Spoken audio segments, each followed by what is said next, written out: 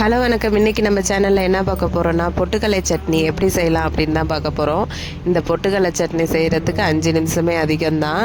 வாங்க எப்படி செய்யலான்னு பார்த்துடலாமா. அடுப்பில் ஒரு வானல் சூடானதும் 6லேருந்து 7 வரமிளகாய் சேர்த்துக்கோங்க. இது கூட ஒரு கைப்பிடி அளவுக்கு நான் பொட்டுக்கடலை சேர்த்துருக்கேன். மிளகாய் உங்கள் காரத்துக்கு தகுந்த மாதிரி சேர்த்துக்கோங்க. நான் இன்றைக்கி சட்னி கொஞ்சம் காரமாக செய்கிறேன். இந்த சட்னி காரமாக செஞ்சாலும் சூப்பராக இருக்கும். நீங்கள் காரம் சாப்பிட மாட்டிங்கன்னா கம்மியாக சேர்த்துக்கோங்க. ஒரு கொத்து கருவேப்பிலை, கொஞ்சமாக புளி சேர்க்குறேன். சட்னி சீக்கிரம் கெட்டு போகாது புளி சேர்த்து சேர்க்கலாம். இதெல்லாம் ஒரு ரெண்டு நிமிஷம் வதங்கினா போதும். பாருங்கள், பொட்டுக்கல்லையோட கலர் இந்த அளவுக்கு சேஞ்ச் ஆனால் போதும்.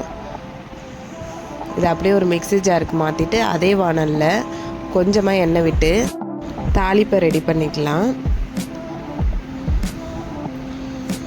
எண்ணெய் சூடானதும் அதில் கடுகு, உளுத்தம்பருப்பு, ஒரு கொத்து கருவேப்பிலை, 2 வரமிளகாய் கிள்ளுனது,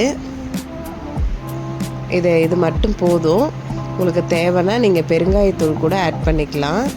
இப்போ இது நல்லா ஆறி இருக்கும். ஆறினதுக்கப்புறம் இது கூட தண்ணி சேர்த்துட்டு சட்னிக்கு தேவையான அளவுக்கு உப்பு சேர்த்துக்கோங்க. இது ரொம்ப கொரன்னு அரைச்சிட வேண்டாம். கொஞ்சம் நல்லா நைஸாக இந்த அளவுக்கு அரைச்சிக்கணும். பாருங்கள், இந்த அளவுக்கு அரைச்சதுக்கப்புறம் இது அந்த தாளிச்சு வச்சுருக்கோம் இல்லையா, அந்த கிண்ணத்தோடு சேர்த்துற வேண்டியதான். இந்த சட்னி இப்போ நம்ம கரெக்டாக வீட்டிலலாம் செய்வோம் இல்லையா, அந்த அளவுக்கு நான் ரெடி பண்ணியிருக்கேன். இதில் கொஞ்சம் இன்னும் தண்ணியாக ரெடி பண்ணோன்னா அந்த ரோட்டு கடையிலலாம் கிடைக்கும் இல்லையா, அந்த மாதிரி ஒரு டேஸ்ட்டு நமக்கு கொடுக்கும். அவ்வளோதாங்க, சூப்பரான சுவையான சட்னி டக்குன்னு ரெடி பண்ணியாச்சு. இந்த சட்னி ஒரு 5 நிமிஷத்துலேயே ரெடி பண்ணிடலாம். இதை இட்லி கூட தோசை கூடலாம் வச்சு சாப்பிட்றப்ப நல்லா காரசாரமாக அவ்வளோ சூப்பராக இருந்துச்சு. நான் இன்றைக்கி இதை இட்லிக்கு தான் ரெடி பண்ணியிருக்கேன். நம்ம நல்லா தாராளமாக ஊற்றி சாப்பிட்லாம். இதை மாதிரி சட்னி செஞ்சிங்கன்னா வீட்டில் இருக்கிற எல்லாருமே விரும்பி சாப்பிடுவாங்க.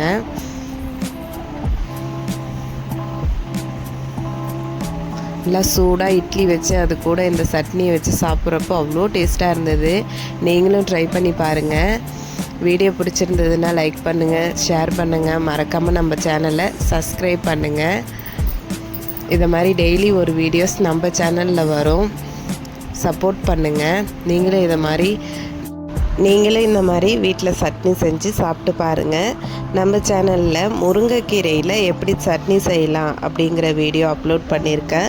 வேணுங்கிறவங்க செக் பண்ணி பாருங்கள். அவ்வளோதான் ஃப்ரெண்ட்ஸ், தேங்க்யூ. இன்னொரு வீடியோவில் பார்க்கலாம்.